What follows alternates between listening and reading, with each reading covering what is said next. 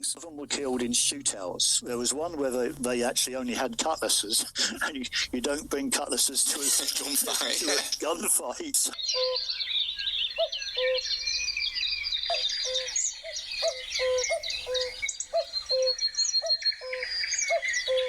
And this is what I played for him.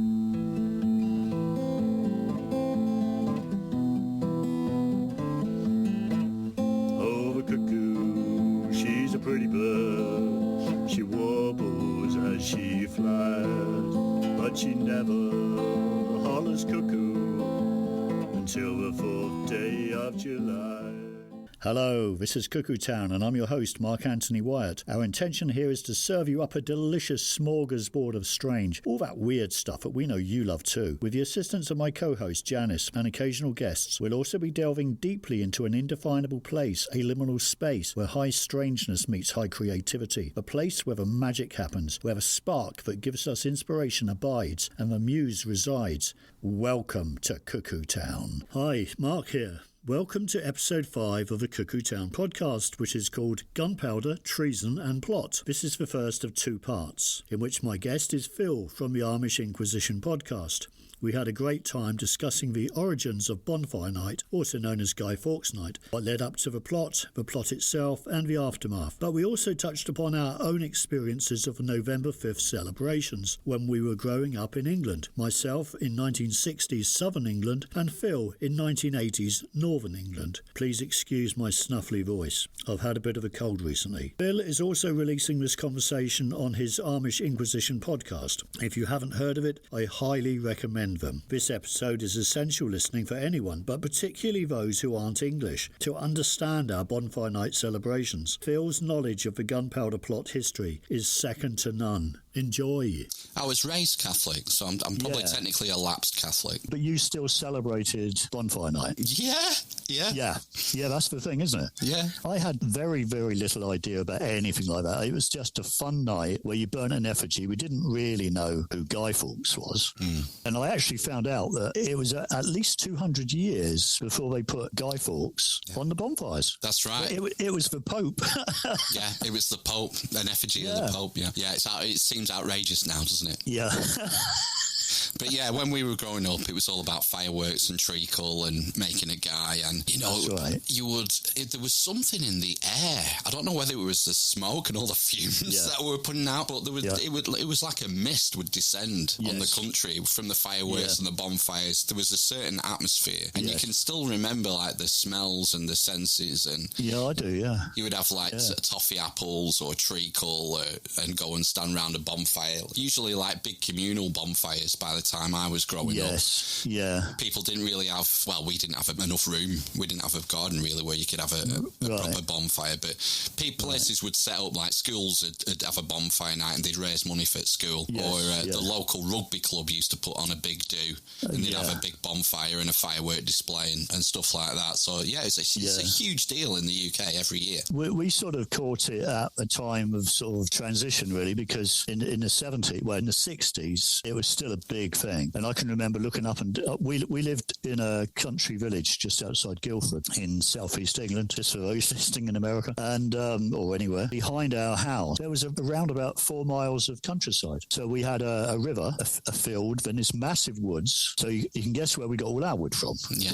And we would be collecting wood from probably a month, 6 weeks before. Just about everything went on those fires, you know. There was a big one in the field behind us, which some older lads had built. Well, they did it every year. And it was hollowed out. So it was just like this massive sort of shelter. And it had sort of chairs shoved on the side of it, like old chairs and things. And then the guy was sat on top of it. I don't know who put the guy on. I don't know how they did that, but because it was about, 25, 30 foot high. Yeah, that's out. And looking up and down the road on the night, you could see fires like every other garden. Wow. And obviously fireworks and so on. Yeah. The big thing with this is, where do you start? Yeah. Do you start with the plot itself, the springing of the plot, and work your way back?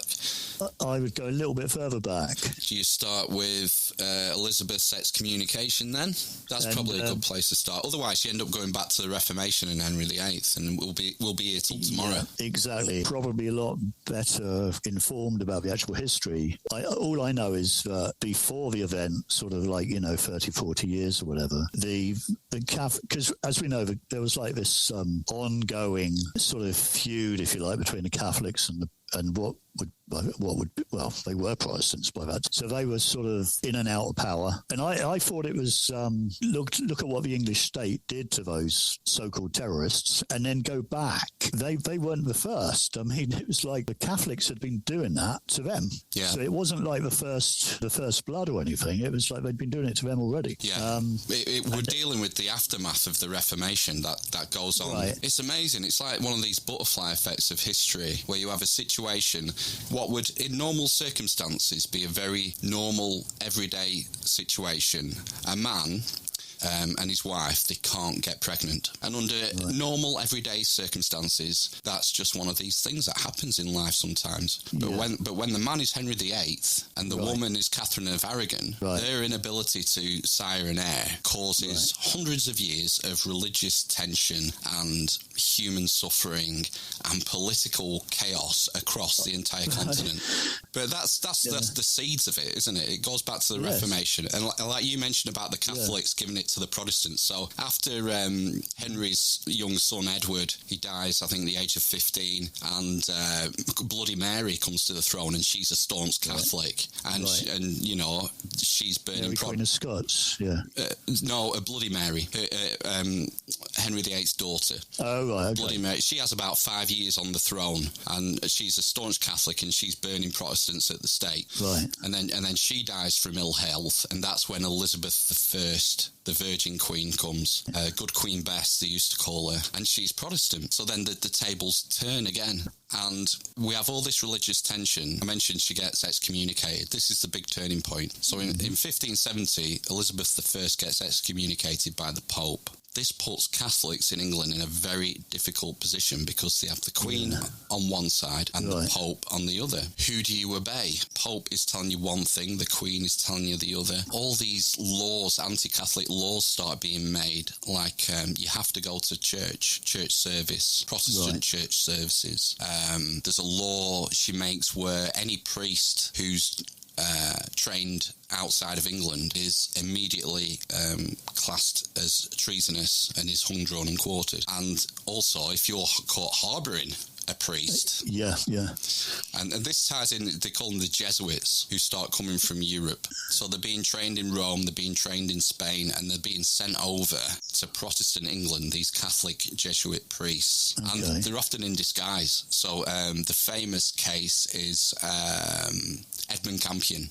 I've heard of him, Well, the high school I went to used to be named after him. He was canonised, he was a saint. And when will it have been, Edmund Campion? I want to say probably 1580, early 1580s, I want to say. We should also say, like, England's at war with Spain as well.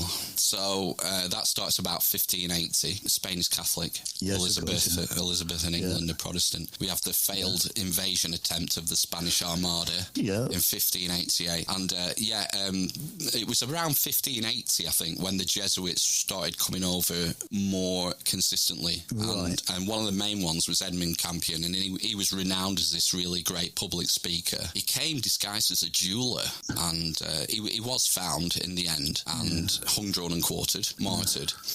But when these priests would arrive, there was like this network of Catholic houses, well-to-do houses, who would sort of meet them from the boat, harbour them in different houses, because the Catholic... They had the hidey holes, didn't they? The priest holes. Famously the priest holes, because you need a Catholic priest to celebrate the Mass. You need someone who's trained, who's a guy who can do the sacraments. The sacraments, whether it's last rites or communion, the Eucharist or whatever. So Edmund Campion went to a lot of the houses of the fathers of the Gunpowder Plot conspirators. So Robert Catesby's father harboured him.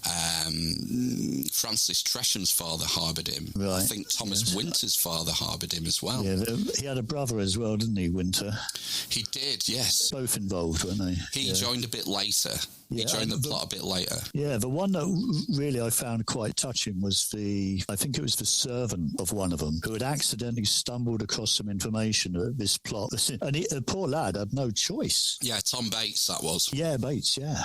I mean, just what a position to be in. You don't want to find stuff out like that. No, because, I mean, the punishments are severe. There's the famous case, so even if you were harbouring a priest, they had all these laws brought in, and they were called recusants, the Catholics who wouldn't abide by the laws. Yes. Yeah. And it was, they'd pay fines or be imprisoned. There was, a lot of these conspirators in the Gunpowder Plot that were very wealthy, and they could afford to pay these fines, but others, unfortunately, couldn't do.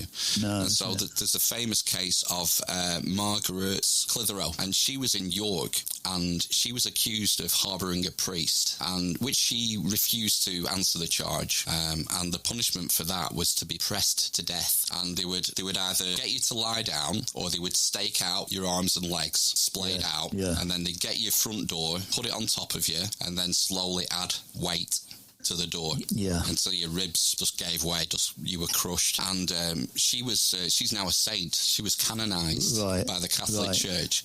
And I don't know if you've ever been to York. It's one of my favourite places to go. I have, yeah. There's a little street there called the Shambles. Yes, I remember it, yeah. It's a famous street because it's like going back to the 17th century. It's like it's been sort of kept like a time capsule. And if you go down the Shambles, one of the houses has a shrine to Margaret Clitheroe, and it's reported that one of the houses, I forget which number it is, was her shop. She was the wife of a butcher. Yeah, she was one of these people who took this punishment. Yeah, strangely enough, I haven't been there for so many years. I think it was 89, something like 88, 89. Whatever year it was, I could check it, because the reason it sticks in my mind was we were driving up there from the southeast of England, and the car broke down in Leicester, I think it was, and we'd been planning to just go to York for the weekend, and we thought, well, shall we go back home somehow, or shall we just carry it? So we managed to get a coach from Leicester up to York, and when I was on the coach, I remember reading about this attack, but it just happened, so it is linked. It was an IRA attack on the Horse Guards down in London.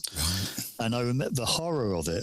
I can remember reading this paper on the way up to York. So that sort of ties in with it, but it's like you said earlier, but it's like it was because of these earlier events that this stuff was still happening. Yeah, it's crazy, isn't it's it? Like a thread through history. Yeah. Yeah, so I mean, you get an idea of how the sort of religious and political tension that's sort of brewing in the country. And, if you look at things from the Protestant perspective, you can see why. Towards the end of Elizabeth's reign, there was all sorts of plots that were on her life, plots to poison her and stuff. Well, when James I, he was a king of Scotland as well, wasn't he? It was James the VI of Scotland became James the First of England. Yeah. Well, didn't they expect him to be more lenient, and they were expecting more from him? And then, of course, they realised after 2 years or something, it's not going to happen. This is part of the frustration that led to the plotters. So, like how I mentioned, a number of the plotters, their fathers were persecuted under Elizabeth. Elizabeth dies in 1603. And before James even comes down to the throne, one of the conspirators, Thomas Percy, went up to see James. Yeah. And I know about Thomas Percy. He was at Prudhoe. He was what? He was at Prudhoe Castle in northeast England, which used to be just down the road from me at one point. Yeah, it's a well-to-do family, very well connected, very powerful in the northeast of England. He was sort of the money man in a lot of ways behind the plot. But I mean, he went up to speak to James, and he sort of came away thinking, like you said, that James was going to be more lenient. James's wife, Queen Anne, is Catholic at this time. James's mother, Mary Queen of Scots, she was a Catholic martyr. I mean, the execution of Mary Queen of Scots is a hell of a story. I'm almost tempted to... Is that the one with a blunt axe? Well... It's not blunt. It slips off the knot of the blindfold. Right, so, okay, you're looking puzzled. Oh, I think I have heard this. It's horrendous, isn't it? Oh, it's horrendous, yeah. Yeah. She, oh, dear. All right, let's do it. Let's go. Elizabeth... I'm sure there's some people who want to hear it. Elizabeth the First, she's quite reticent to sign the death warrant for Mary, Queen of Scots. And she's been in prison for years. Finally, Lord Burleigh sort of convinces her, basically, it's time to go. Him and Francis Walsingham, who's Elizabeth's spy master, they uncover a plot that Mary's Queen of Scots is supposedly wanting to act on. But how can she do anything from herself? Well, there's a great book, just before I read this earlier in the year, or late last year. It's called Elizabeth's Spymaster by Robert Hutchinson. Oh, right. And it's all about Francis Walsingham. And it's incredible how sophisticated his network is. He has spies, informants, men on his payroll right across Europe. He's got them in the Vatican. He's got them in every royal court in Europe. He's got them in Mary Queen of Scots' sort of retinue. It's just incredible. It's like an early MI6. And he's a complete workaholic. He's one of these guys constantly writing letters all day until, he finally collapses. Really brilliant guy. And one of the, when I say brilliant, I mean intellectually brilliant, not morally brilliant. Yeah, well, yeah. You know what I'm saying, but a talented guy, maybe. And obviously passionate as well. Passionate, a Protestant. Loves his job. Yeah, and one of the main sort of, him and Lord Burleigh, William Cecil, are always sort of trying to guide Elizabeth to be wary of the Catholic threat. And you could say with good reason, because Walsingham was in Paris on the day of the St. Bartholomew Day massacre in Paris. Yes, yeah. And that was in 1570s, early 1570s. Right. And it was this event where the Catholics basically ran amok and slaughtered thousands of the Huguenots, the Protestant Huguenots. Yeah. And for some reason, Francis Walsingham was on secondment at the time in Paris, and he witnessed all this. And they said, the River Seine run red with blood, when this happened. Yeah, and, that was enough motivation for Walsingham to take the Catholic threat in England seriously, Very seriously, yeah. Anyway, they finally nail Mary Queen of Scots. They get the death warrant signed, and they're having a trial, and then the execution. It's happening at Fotheringay, which is north of London. It's sort of practically in the Midlands, I think. And they get, the best executioner in the land is a guy called Bull, and they ship him up. And it's time for the execution. One of Mary Queen... there's shock originally because Mary takes off her sort of main garment and she's wearing a bright red petticoat underneath. And there's gasps of astonishment because red is associated with Catholicism, and it's like a big to everyone around them, Yeah. So she gets stripped off, and one of her attendees gets like a blindfold, like a silk blindfold, puts it across Mary's eyes. She pulls her head on the chopping block. Bull comes over, raises the axe down like that, and the story is that the axe hits the knot on the blindfold and slips and buries in the back of her head, and they just hear a whimpering sound. So then he has another go, and the axe goes up again, and this time it connects with the neck, and there's just a sinew keeping the head attached to the body. Right. So he gets down on his knees, gets rid of that. Then he holds the head up for all to see without realising that she's wearing a wig, and the head drops to the floor. Oh, right. And starts rolling around the floor. It's incredible.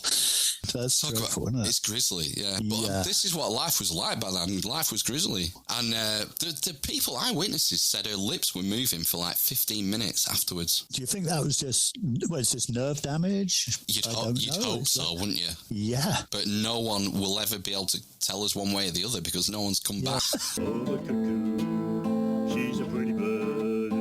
She warbles as she... Well, the punishment was for the conspirators, the ones who weren't shot or killed at Hull Beach, at the Hull Beach House standoff. That was one of those Catholic safe houses, yeah? Yeah, up in the Midlands, I think. Yeah, I think it was. But yeah, if the conspirators who were caught, like Guy Fawkes, they were hung, drawn, and quartered. So they were tied to a board and then dragged by a horse from the tower to wherever they were being executed. Some of them were executed opposite the House of Lords, ironically. There was 2 places. The executions took place over 2 days in 2 different places. I can't remember exactly the names of them. But yeah, they were dragged by a horse from the tower to there. Then they were hung, but cut down quick before they would die. And then it was genitals cut off, entrails taken out and burnt, and then chopped up into pieces. Oh, it's horrific. Yeah. And I heard that story that when, Guy Fawkes was dragged by the horse, when he was going up the gallows, he climbed up and then jumped off to break his own neck. Yeah. So is that the truth? Is that what happened? That's what I heard. That's what I've read. So I've read it recently and I can't, I've looked for it recently and not found it. Yeah, I mean, we're sort of restricted to eyewitness accounts and stuff, aren't we, from the period? So there's no reason to doubt that. No reason to doubt that. I mean, that's how desperate it is, because he didn't want to be conscious for the... No, who would? Also, he's been tortured as well before this. Yes. Yeah, but I saw his signature. Oh, my God. You could tell how, it was shaky, like somebody with, I don't know, Parkinson's or something. It was awful. Yeah, there's two signatures. There's one before the torture and one after the torture, and they don't even look like they're written by the same guy. No, torture was not commonly done in this period. No, it had to be signed off by the king or like a Privy Council member. It wasn't at the time, from what we're told. It wasn't conducted sort of at will. It was a big deal to torture someone, and there's you can see the record that James writes, and he says, he shall be tortured, but with the small means at first, increasing by degree, and he gave permission for the rack to be used as well. I don't know whether, because there's a story about the 3 degrees of torture. I don't know if you've heard that. No. Because like those buddy cop movies where they say, we're going to give you the 3rd degree. Oh, right. That's where it comes from. Yeah, and it was sort of standardised by, I think it was Queen Catherine of Austria in, I want to say that the 1800s, early 1800s. She sort of standardised the 3 degrees of torture that were sanctioned, and the 1st degree was thumb screws. Yeah. So they take the thumbs in this device and they would gradually tighten a screw on the thumbnail until it exploded. This is a gruesome episode, this, isn't it? The 2nd degree of torture, they'd strip your top half, they'd strip your clothes off your top half, tie you to a ladder, and then they would light a candle sort of under your armpit that would slowly burn you. Yeah. That was the 2nd degree. And the 3rd degree, they would tie your hands behind your back with a rope, and then from that rope, they would take a long piece up and over a beam, and they would pull on that rope to lift your arms up. To the point, would they pop out of the joints? Oh, to the point where people would pull you off the ground, and then someone else would come and hang off your legs. Oh, so it would completely dislocate your shoulders. And if you manage to if you manage to go through the 3 degrees without confessing, good job, you're innocent. This conversation continues on part 2 of Gunpowder, Treason and Plot on the Cuckoo Town podcast. You've been listening to Cuckoo Town, a Leviathan Media production. Copyright Mark Anthony Wyatt, 2022. Cuckoo Song is performed by Mark. If you enjoyed the show, please like, subscribe, and share for updates and more. You won't want to miss what we have coming up next. Don't forget to tell all your friends about Cuckoo Town. Find us on all major media platforms. Thanks for listening. See you next time when we'll take another stroll down a road less travelled. Be lucky. Be lucky.